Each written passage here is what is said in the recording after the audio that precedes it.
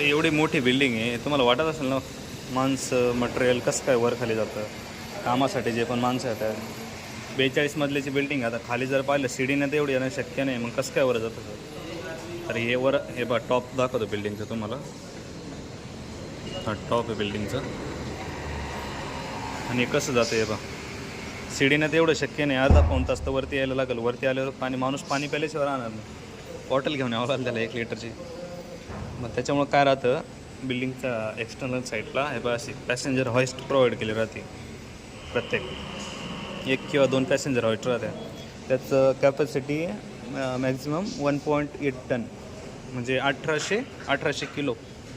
1800 kilo वजन म्हणजे maximum 20 माणसं पकडा तुम्ही. 20 माणसांना ते घेऊन वरती येऊ शकतं. असं 50-50 किलोचे 40 गोणे असं मटेरियल घेऊन ते वरती येऊ शकतं. मग ते उतरवतं कसं आहे बाई लावलं पाहिजे खाली चालली पाहिजे व्यवस्थित पाहिलं तर. या साईडला एक आहे आणि त्या साईडला एक आहे.